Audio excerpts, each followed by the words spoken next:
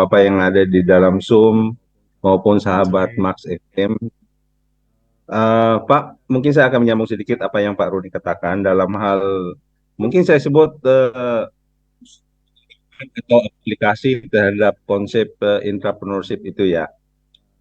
Jadi kalau saya lihat entrepreneurship itu sebetulnya menganut apa output dia atau delivery dia adalah inovasi kreativitas ya, kira-kira begitu di dalam perusahaannya. Oke. Nah, kenapa? Karena kalau kita lihat dulu kita berpikir bahwa eh, apa ide itu atau strategi itu cuman dari top down gitu, dari atas gitu. Jadi yang lain ikut. Ternyata setelah mengalami kenyataannya bahwa sebetulnya banyak sekali pengembangan dalam perusahaan itu yang berangkat dari tengah dari bawah juga gitu ya. Jadi namanya lahirlah strategi itu tidak selalu dari top down, tapi juga ada banyak kontributor di dalam perusahaan. Nah, jadi entrepreneurship ini menurut saya di-encourage memang secara umum di dalam perusahaan. Jadi kalau yang menghambat ini, kalau ada namanya saya sebut itu adalah konflik of interest ya di dalam organisasi. Karena dalam organisasi itu, apalagi yang sudah homegrown ya, kingdom ya, jadi ada organisasi yang silo di mana itu masing-masing divisi atau departemen itu dipimpin oleh orang-orang lama yang notabene ini adalah apa berkuasa dekat sama bos gitu.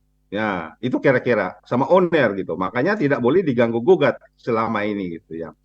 Jadi ide baru itu menjadi bagi mereka itu mengganggu kepentingan kingdom itu, small kingdom itu ya.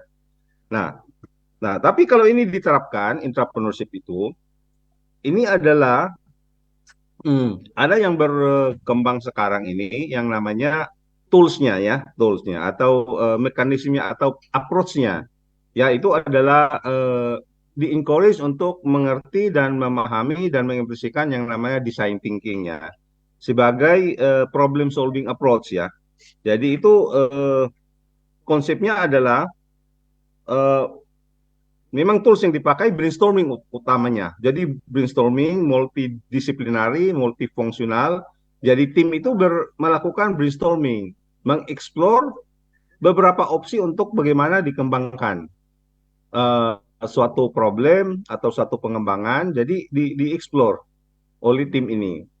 Nah, jadi setelah Amerika menemukan ini kayak semacam satu siklus, namanya itu iteratif ya, di mana setelah Amerika melihat melakukan oh ini mungkin bentuknya yang benar, pilihan kita sebenarnya langsung dites, diuji idenya itu bisa diimplementasikan atau enggak. Kalau enggak nanti balik lagi forming, testing dan reforming lagi gitu. Itu siklus itu diulang gitu sampai menemukan yang lebih tepat ya. Kira-kira gitu. Dari opsi yang dipilih di shortlist ternyata menemukan ini. Itu salah satu proses yang dilakukan di mana brainstorming ini mempunyai peranan penting dalam hal mencapai suatu output. Nah, kedua metodologi yang dipakai adalah namanya membentuk tim project, Pak. Jadi project di dalam perusahaan itu punya project, misalnya uh, perusahaan mendesain kita saatnya sudah mendevelop namanya key performance indicator secara bukan cuma secara subjektif tapi secara quantifiable, ada matrix-matrixnya, harus ada alat ukurnya ya.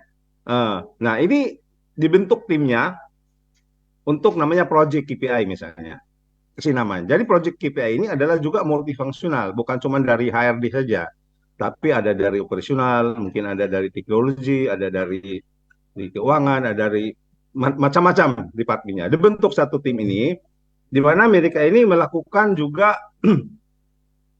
suatu pengembangan terhadap KPI.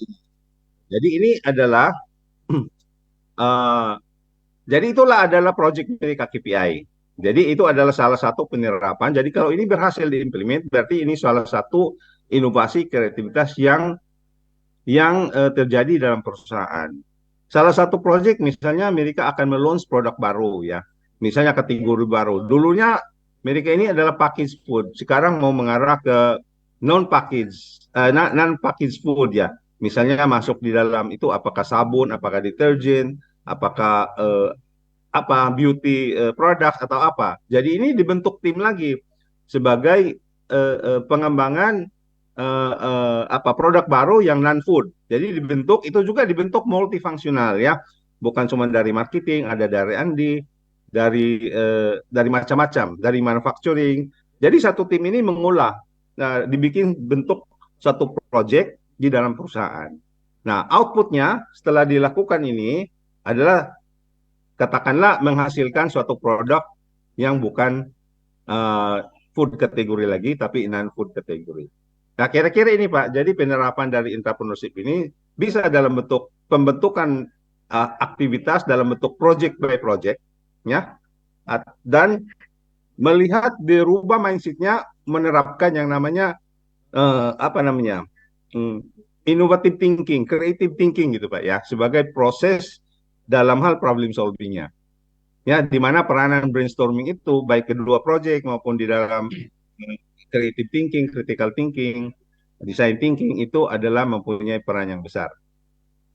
Oke Pak, kira-kira itu dulu dari saya. Terima kasih. X 96,9 FM